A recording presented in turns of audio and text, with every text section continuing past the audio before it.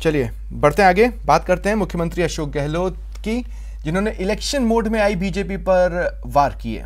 उन्होंने बीजेपी पर बड़ा हमला बोला, विपक्ष पर जनता को गुमराह करने का आरोप लगाया। सीएम ने कहा बीजेपी प्रदेश में माहौल खराब कर रही है। उन्होंने कहा कि पीएम नरेंद्र मोदी को अपनी जिम्मेदारी समझना चाहिए। विपक्षी पार्टी के लोग जानबूझ के लोग गुमराह कर रहे हैं। रेप तो पूरे देश में सब राज्य में हो रहे हैं, पर जो हमने कार्रवाई करी तत्काल पोस्को के अंदर 7 लोगों को तो उनको मृत्युदंड दिया गया। बहुत खतरनाक दौर चल रहा है देश के अंदर। इनका संविधान की धज्जियां उड़ा रहे हैं। लोग तो यकीन में बार बार कह रहा हूं, हिंदू मुस्लिम कर दिया देश के अंदर। आप कल्पना कीजिए, आज तो हिंदुत्व के नाम पे हम सब गर्व करते। हम हिंदू नहीं है क्या? हिंदू कौन नहीं है? हिंदू होने का हमें गर्व है। महात्मा गांधी ने कहा था हिंदू होने का मुझे गर्व है। कांग्रेस मुक्त भारत कर दो। 70 साल में क्या किया इन लोगों ने? ये जुमले हैं उनके, ये जुमले हैं। आज सबसे बड़ी जिम्मेवारी किसी के देश में है तो प्राइम मिनिस्टर की है, अमित शाह जी की है। वो देश में शांति स्थापित करने की अपील करे, वो कहें हम हिंसा को बर्दाश्त नहीं करेंगे। बात पुलिस के जांच उड़न दस्ते की। प्रदेश में बढ़ रहे अपराध को देखते हुए पुलिस मुख्यालय ने बड़ा कदम उठाया है।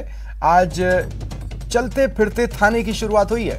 मुख्यमंत्री अशोक गहलोत ने सचिवालय में MIU यानी मोबाइल इन्वेस्टिगेटिव यूनिट का शुभारंभ किया। मौके पर सीएम अशोक गहलोत ने प्रदेश में क्राइम कंट्रोल को लेकर की गई इस यूनिट की जमकर तारीफ की। कहा यह यूनिट चलते फिरते थाने की तरह काम करेगी। Investigating officer on the spot जा सकते हैं। ये कॉन्सेप्ट नया है, पूरे देश में राजस्थान ने इसे शुरू किया है। भारत सरकार ने भी इसकी सराहना की है। भारत सरकार ने कहा है कि इसकी रिपोर्ट हमारे पास भेजिए ताकि हम भी इसे पूरे देश में लागू करें। यह करीब 10 करोड़ का प्रोजेक्ट है और पूरे देश में राजस्थान ने इसे शुरू किया है।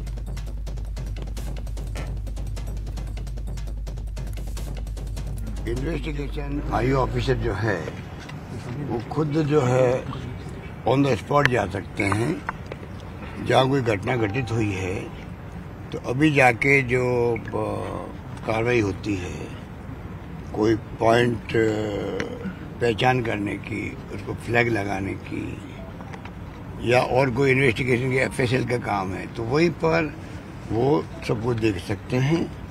ये कंसेप्ट नया है, पूरे देश के अंदर राजस्थान की पुलिस विभाग ने इसको शुरू किया है। उसकी आलोचना हो रही है हमारी, अनावश्यक हो रही है। जबकि NCRB की बुक्स में देखेंगे आप तो क्राइम राजस्थान में कम हुआ है। 19-20 के अंदर, 21 के अंदर अब नया साल चल रहा है। परंतु हमारे विपक्षी पार्टी के लोग जानबूझ के लोग गुमराह कर रहे हैं। रेप तो पूरे देश में सब राज्य में हो रहे हैं, पर जो हमने कार्रवाई करी तत्काल पोस्को के अंदर 7 लोगों को तो उनको मृत्युदंड दिया गया। 23 से अधिक लोगों को आजीवन कारावास दिया गया है, बल्कि ज्यादा होंगे। तत्काल तफ्तीश पूरी होके फैसले हो रहे हैं सैकड़ों के अंदर। ये कहीं नहीं हो रहा है। 137 लोगों को उम्र कैद हुई, 137 लोगों को, मेरा आंकड़े ध्यान नहीं रहा मुझे, और 600 से अधिक जो है सजा हो गई लोगों को। इतना बड़ा क्राइम कंट्रोल हो रहा है। सच्चाई है तो खूब एक्सपोज करो उसको, उसका फायदा सरकार को मिलता है, पुलिस विभाग को मिलता है। ज्यादा चौकन्ने होते वो लोग, ज्यादा तफ्तीश ढंग से होती है और न्याय सुनिश्चित करने में आराम होता हम लोगों को। हम खुद वेलकम करते हैं सच्चाई के ऊपर कोई घटना होती है, कोई घटना हो क्राइम की हो। करौली उपद्रव में 4 लोगों की जान बचाने वाले कांस्टेबल का सीएम अशोक गहलोत ने प्रमोशन किया। उन्होंने कांस्टेबल नेत्रेश शर्मा को फोन पर बधाई दी और 4 लोगों की जान बचाने के लिए उनकी जमकर तारीफ की।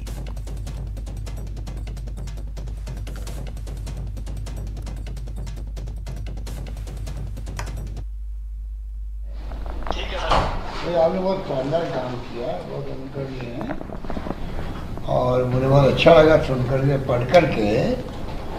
अभी मैंने आपके DG साहब सबको बुलाया था, आपके होम कमिश्नर भी थे, DG भी थे, सब लोग थे। तो मैंने कहा भाई आप ऐसे कांस्टेबल को प्रमोट करो। तो हमने तय किया आपको कांस्टेबल हेड कांस्टेबल बनाने का निर्णय किया है। तो मैंने कहा मैं आपको बधाई देता हूँ, शुभकामनाएं देता हूँ। बहुत बहुत धन्यवाद। ड्यूटी थी सर मेरी जो मैंने निभाई थी।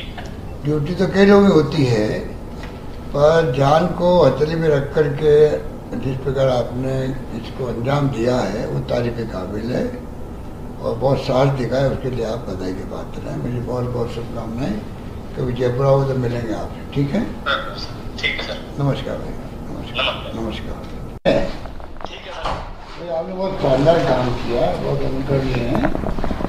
जी, ये हिंदू नव वर्ष के उपलक्ष्य में एक रैली निकल रही थी जिसके ऊपर से कुछ उपद्रवियों ने पथराव कर दिया, तो उसके पथराव कर हिंसा हो गई और पूरी तरह वहाँ पे तोड़फोड़ और आगजनी की घटनाएं हुई। जी, वो फूटाकोट चौराहे पर 3-4 दुकानें थी जिनमें आग लगा दी गई थी।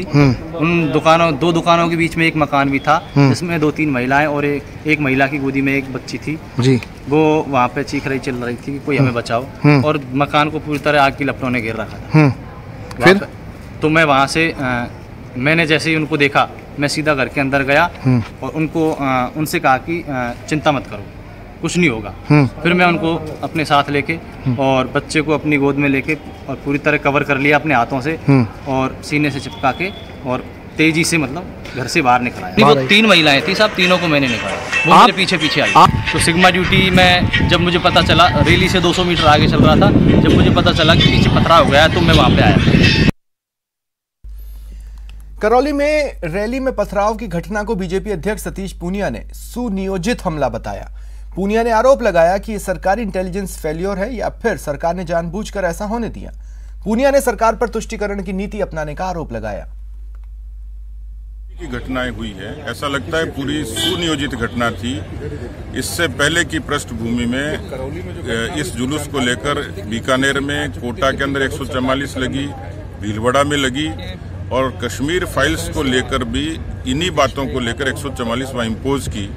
ये जो घटना थी, इस घटना में शांतिपूर्ण तरीके से जुलूस निकल रहा था, आधे रास्ते के बाद पत्थर बरसाए गए और अब पीएफआई की जो चिट्ठी उजागर हुई है, इसका मतलब या तो सरकार की इंटेलिजेंस फेल्योर थी या सरकार के संज्ञान में था और सरकार चाह रही थी कि इस तरह की घटनाएं हो, लोगों में भय पैदा हो। बीजेपी के जोधपुर प्रभारी और पूर्व शिक्षा मंत्री वासुदेव देवनानी आज जोधपुर दौरे पर रहे। उन्होंने करौली की घटना को शर्मनाक करार दिया। इस पूरे घटनाक्रम को कांग्रेस की तुष्टीकरण की नीति का परिणाम बताया। साथ ही प्रदेश में कानून व्यवस्था को चौपट बताते हुए कानून प्रणाली पर सवाल खड़े किए।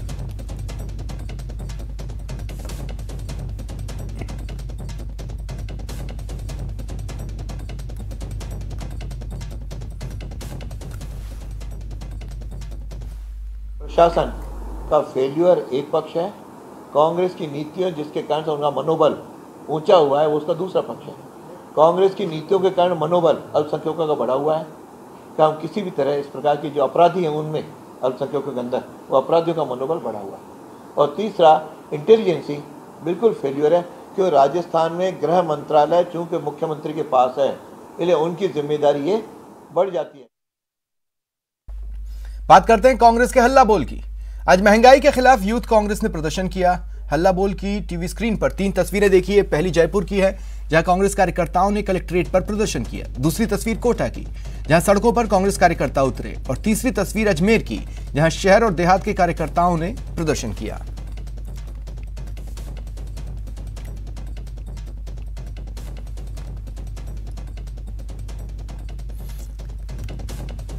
तो एक और बाजार में महंगाई का जोर है। दूसरी ओर राजधानी में यूथ कांग्रेस ने महंगाई के खिलाफ जमकर मोर्चा खोला। यूथ कांग्रेस कार्यालय से लेकर कलेक्ट्री सर्किल तक यूथ कांग्रेस कार्यकर्ताओं ने रैली निकाली और जमकर नारेबाजी की। कलेक्ट्री पर यूथ कांग्रेस की ओर से पुतला दहन भी किया गया।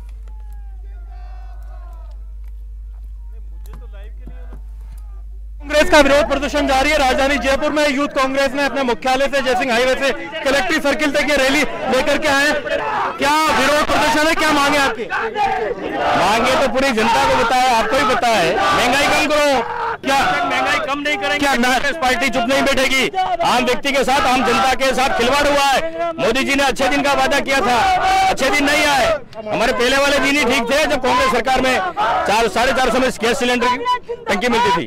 अभी क्या पेट्रोल का भाव कितना बढ़ गया है? कितना गृहिणियों के इस पे असर पड़ रहा है, सिलेंडर पे और रसोई पे?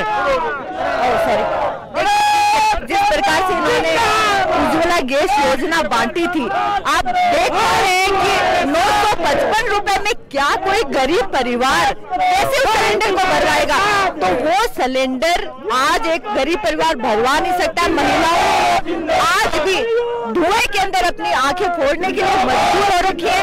और जैसे गैस और पेट्रोल और डीजल के दाम बढ़े हैं, पूरे हर वस्तु के दाम बढ़े हैं, जिससे कि आम आदमी का घर चलाना दूभर हो गया है। पेट्रोल, डीजल, सिलेंडर हर चीज को लेकर के घेराव किया गया है और आम आदमी को राहत देने की मांग की गई है। अरबाज अहमद, न्यूज़ 18 के लिए जयपुर से। कोटा में पेट्रोल, डीजल, रसोई गैस के बढ़े दाम और महंगाई को लेकर कोटा में कार्यकर्ताओं ने सड़क पर मार्च निकाला और केंद्र के खिलाफ प्रदर्शन किया। सर्किट हाउस में कांग्रेसी जिला कलेक्ट्री पहुंचे, जहां केंद्र सरकार के खिलाफ बढ़ती महंगाई पर धरना दिया। बड़ी संख्या में कांग्रेसियों ने हाथों में तख्तियां और बैनर के साथ विरोध जताया और केंद्र सरकार को बढ़ती हुई महंगाई पर घेरा। 5 राज्यों के इलेक्शन थे अभी। इन चुनाव के अंदर 137 दिन तक पेट्रोल और डीजल के दाम नहीं बढ़ाए गए और जैसे ही इलेक्शन खत्म हुए 14 दिन के अंदर 12 बार पेट्रोल डीजल के दाम बढ़ गए। लंबी लंबी बातें करते थे, महंगाई के खिलाफ जम के सड़कों पे आते थे।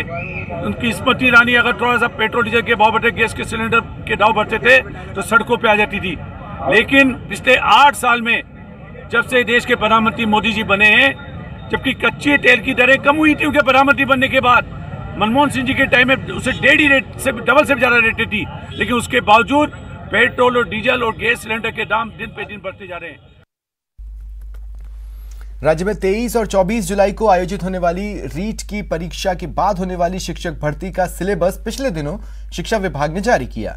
लेकिन सिलेबस जारी होने के बाद ही प्रदेश के करीब 18 लाख से ज्यादा बेरोजगार असमंजस की स्थिति में है। विभाग ने जो सिलेबस जारी किया उसे प्रदेश के बेरोजगारों ने सिलेबस नहीं माना और सिर्फ परीक्षा कार्य योजना करार दिया।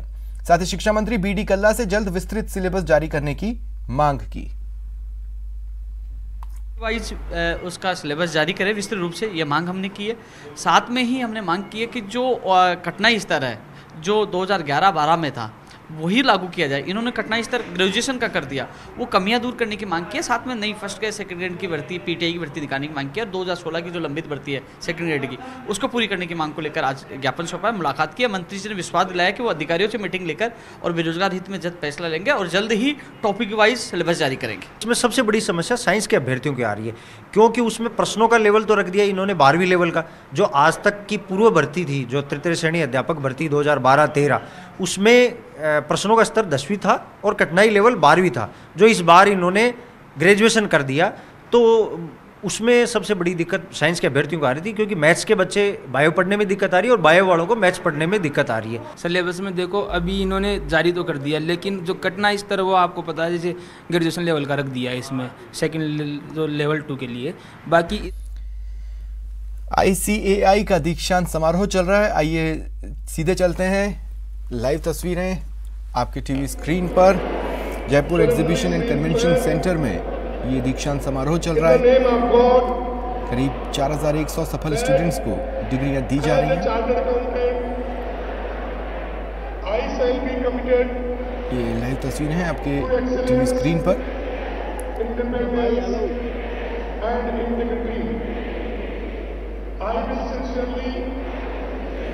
आप देख सकते हैं टीवी स्क्रीन पर जो CA स्टूडेंट्स सफल हुए हैं वो और उनके परिवार के सदस्य कम्युनिकेशन हॉल में मौजूद हैं।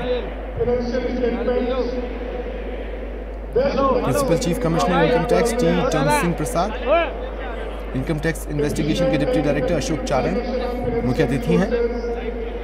वहीं सेंट्रल काउंसिल मेंबर्स भी मौजूद हैं। ICAI का दीक्षांत समारोह, इसकी लाइव तस्वीरें आपके टीवी स्क्रीन पर। I shall be fair, just and honest in my dealings with all the stakeholders. SMS medical college नई इबारत लिखने जा रहा है। अस्पताल की श्रेणी में देश की सबसे ऊंची बिल्डिंग आईपीडी टावर का सीएम गहलोत शिलान्यास करने वाले हैं। आईपीडी टावर राजस्थान की सभी श्रेणियों में सबसे ऊंची इमारत होगी। इसके साथ ही हृदय रोग संस्थान का शिलान्यास और 2 दिवसीय मेडिफेस्ट और प्रदर्शनी का भी उद्घाटन होगा। सरकार की ओर से लिट फेस्ट की तर्ज पर मेडिफेस्ट के आयोजन की तैयारियों को अंतिम रूप दिया जा रहा है। एसएमएस मेडिकल कॉलेज कल नई इबारत लिखने जा रहा है। कल आईपीडी टावर का शिलान्यास मुख्यमंत्री अशोक गहलोत करेंगे और ये देश की सबसे बड़ी ऊंची इमारत के रूप में देखी जाएगी। चाहे बात मेडिकल क्षेत्र की हो, उसमें सबसे बड़ी ऊंची इमारत जो है वो आईपीडी टावर रहने वाला, और उसका शिलान्यास करने के साथ ही मुख्यमंत्री अशोक गहलोत मेडिफेस्ट का भी उद्घाटन करेंगे। और मेडिफेस्ट की लेकर तैयारियां जो है वो पूरी कर ली गई हैं और एक तरह से एक बड़ा आयोजन राज्य सरकार की ओर से इस लिहाज से किया जा रहा है ताकि यहाँ पर जो विभिन्न रोग होते हैं उनको लेकर यहाँ पर अलग अलग सेशन होंगे और देश के जाने माने एक्सपर्ट जो है वो इस कार्यक्रम में शामिल होंगे। मैम, आपसे जानना चाहेंगे कि किस प्रकार से तैयारियों को अंतिम रूप दिया जा रहा है। ये स्टॉल्स जो हैं, जो एग्जीबिशन का पार्ट है, वो स्टॉल्स हमारी तैयार हो गए हैं। अब उसमें जो एग्जीबिशन में जो मैटर लगना है वो आज सारा शाम तक हमारा टारगेट है, सारा लग जाएगा। कल सुबह से ही पूरा उद्घाटन है। एक्सपर्ट्स कौन कौन आने वाले, क्योंकि बताया जा रहा है कि देश के नामी एक्सपर्ट यहाँ पर पहुँचेंगे? जो हमारे नीति आयोग के मेंबर हैं वीके पॉल जी, उनका आने का है और भी 4-5 नाम हैं। जैसे हमारे एम्स के डायरेक्टर हैं डॉक्टर गुलेरिया जी, डॉक्टर शेट्टी जी आ रहे हैं, डॉक्टर त्रिहान जी आ रहे हैं। ये अपने आप में एक बड़ा आयोजन इस लिहाज से क्योंकि आईपीडी टावर का शिलान्यास है, साथ ही मेडिफेस्ट का और यहाँ पर स्वास्थ्य विभाग की अलग अलग प्रदर्शनियाँ भी जो है वो लगाई जाएंगी और लिटरेचर फेस्टिवल की तर्ज पर मेडिफेस्ट का आयोजन जो है वो पहली बार इस तरह से मेडिकल कॉलेज की तरफ से हो रहा है और कल जो है वो इसका शुभारंभ होगा और परसों भी जो है वो आम लोगों के लिए प्रदर्शनी जो है वो जारी रहेगी। सौरभ गृहस्थी, न्यूज़ 18 राजस्थान, जयपुर। ब्रेक के बाद देखिए प्रदेश भर में गणगौर महोत्सव की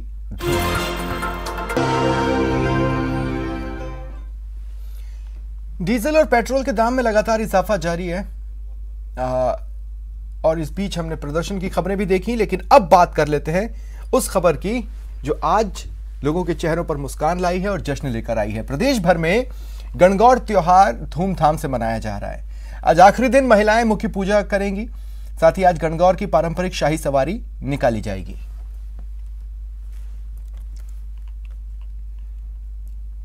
ये 4 तस्वीरें हैं आपके टीवी स्क्रीन पर। प्रतापगढ़, राजसमंद, दौसा और सिरोही से ये तस्वीरें सामने आई हैं। गणगौर का त्योहार पूरे प्रदेश में धूमधाम से मनाया जा रहा है। घर घर में गणगौर की पूजा हो रही है। धुलंडी के दिन से गणगौर का पूजन शुरू होता है। 16 दिनों तक गणगौर की पूजा होती है। इस दिन नवविवाहिता अपने पीहर में आकर गणगौर की पूजा करती है। महिलाएं अपने सुहाग की लंबी आयु की कामना के लिए गणगौर की पूजा करती हैं। अविवाहित लड़कियां अच्छे वर की कामना के लिए गणगौर की पूजा करती हैं। साथ ही सिंजारे का भी अपना एक अलग महत्व है। ऐसे में जब सुहागिन महिलाएं हरतालिका तीज का व्रत रखती हैं तो उनके ससुराल सिंजारा यानी कि श्रृंगार का सामान, वस्त्र, आभूषण, मेहंदी, मिठाई मायके से भेजी जाती है। इसके साथ ही मेहंदी लगाने का भी विशेष महत्व होता है।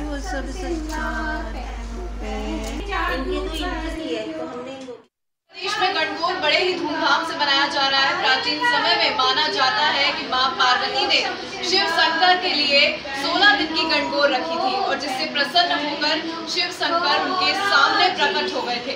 तो वहीं आज पूरे प्रदेश में जहां गणगौर मन रही है वहीं मैं मौजूद हूँ। महिलाएं मेरे साथ कुछ मौजूद है, विवाहित महिलाएं मेरे साथ यहाँ पर मौजूद है जिनसे हम बातचीत करेंगे कि आखिर गणगौर का क्या महत्व है। वहीं मैं आपसे पूछना चाहूंगी कि गणगौर का क्या महत्व है, क्या इतिहास जो है गणगौर लेके चल रही है पूरे प्रदेश में। आज सारी महिलाएं गणगौर पूछ रही है, तो क्या कुछ उत्साह आप लोगों में है? और 2 साल बाद अब वापस से जो है देखा जा रहा है काफी रौनक है, बाजारों में भी इसकी रौनक दिखी है, तो क्या कहना है? गणगौर का जो व्रत होता है वो पार्वती जी ने शिव जी को पाने के लिए किया था ताकि मतलब उनको शिव जी मिले। उसी तरह से जो औरतें होती है, कंवारी लड़कियां होती है, वो विशेषकर अपनी अच्छे के जैसे पति पाने के लिए करते हैं, और जो मैरिड होती है ऑलरेडी वो अपने पति की लंबी उम्र के लिए ये काम करती है। जी देखा, जैसे कि मैं यहाँ पे कुछ महिलाओं के साथ मौजूद थी जो आज गणगौर पूज रही है, वहीं हमने देखा कि महिलाओं ने बताया कि अपने पति की लंबी उम्र के लिए जो है गणगौर पूजी जाती है, और 16 दिन की गणगौर आज पूरी हो चुकी है। वहीं जयपुर में करीब 3 बजे से गणगौर की सवारी निकाली जा। पूरे प्रदेश में गणगौर का उल्लास है। राजसमंद जिले में गणगौर पर्व पर लड़कियां और महिलाएं बेटी बचाओ का संदेश देती हैं। रियासत काल से चली आ रही पूरे प्रदेश में ये परंपरा राजसमंद जिले में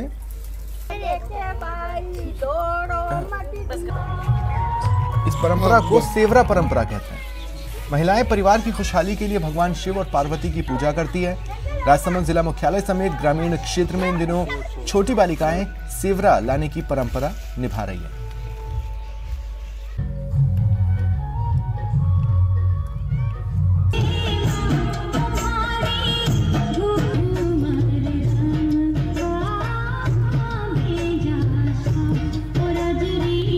गणगौर का जो त्योहार होता है वो स्पेशली बेटियों के लिए होता है। जो कवारी लड़कियां होती है वो सारी 16 दिन तक सेवरा लेने आती है गार्डन में, और अपना सेवरा फूलों से सजाकर अच्छे से तैयार कर और फिर वो अपने ले जाती है गीत गाते हुए।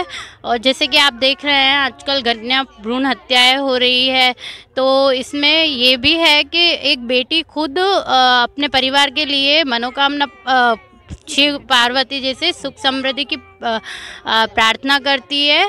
यहाँ छोटी छोटी लड़कियाँ 16 दिन तक व्रत करती है और गणगौर माता की पूजा करती है, और यहाँ बाग में आती है, गणगौर माता को सजाती है, ऐसे छोटे मटके में लेके सेवरे को सजाती है और पूजा करती है। गणगौर का महोत्सव होली जलने के बाद 16 दिन मनाया जाता है। जो छोटी छोटी कन्याएं होती है वो बगीचे में आती हैं और सेवरा सजाती है, फल फूल सब फल वगैरह ये फूल वगैरह सब सारे इकट्ठा करती है और सेवरा सजाती है, फिर डांस करती हैं और गौरी पूजन का और ईश्वर पार्वती का वो गान गाती हैं, फिर नाचते हुए वापस अपने मोहल्ले में चली जाती है। और उसके साथ बलात्कार होते रहते हैं और उन्हें कोई कुछ नहीं मिलता है। तो मैं कहना चाहूँगी एक मोमबत्ती की जगह उस बलात्कारी को जलाकर तो देख, एक मोमबत्ती की जगह उस बलात्कारी को जलाकर तो देख, औरत पर हाथ डालने वाले को एक बार फांसी चढ़ाकर तो देख, जीते जी उस औरत को मार देने वाले को, जीते जी उस औरत को मार देने वाले को नर्क दिखाकर तो देख, इंसान के रूप में जानवर के बजाय जानवरी बनाकर तो देख।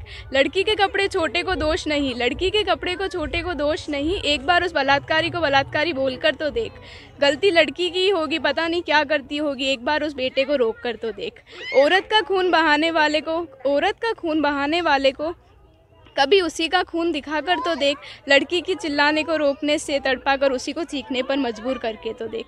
लड़की को चुप करने की जगह उसके लिए आवाज़ उठाकर तो देख, लड़की को चुप करने के लिए जगह उसके लिए आवाज़ उठाकर तो देख। लड़की की सोच बन जाए मैं पैदा ही क्यों हुई, उस दरिंदे को पैदा ही मत कर देख। हे दरिंदे, औरत को माँ बहन या बेटी समझकर तो देख। ए दरिंदे, थोड़ा रहम कर, कहीं भगवान भी ना डर जाए एक बेटी देने से। राजसमंद जिले में लड़कियां और महिलाएं बेटी बचाओ का संदेश देती हैं। इधर प्रतापगढ़ में ये त्योहार हर्षोल्लास के साथ मनाया जा रहा है। घर घर में गणगौर की पूजा हो रही है। बड़ी संख्या में महिलाएं गणगौर का पूजन कर रही हैं।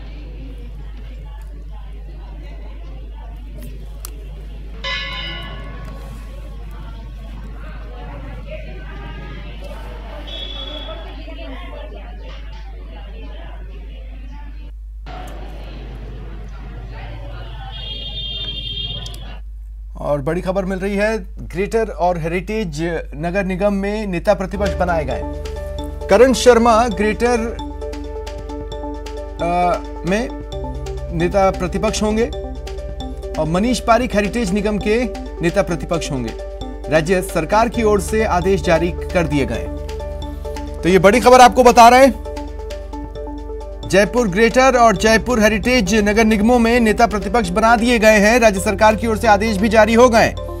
अगर बात करें जयपुर ग्रेटर नगर निगम की, तो यहां नेता प्रतिपक्ष करण शर्मा को बनाया गया है और जयपुर हेरिटेज नगर निगम का नेता प्रतिपक्ष बनाया गया है मनीष पारिक को। आदेश जारी हो चुके हैं। बड़ी खबर।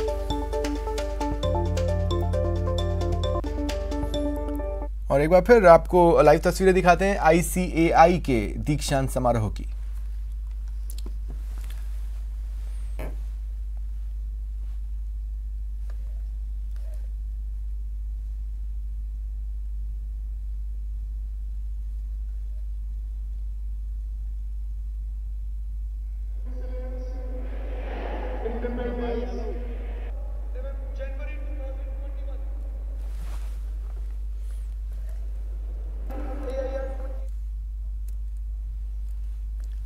फिलहाल इतना ही, नमस्कार।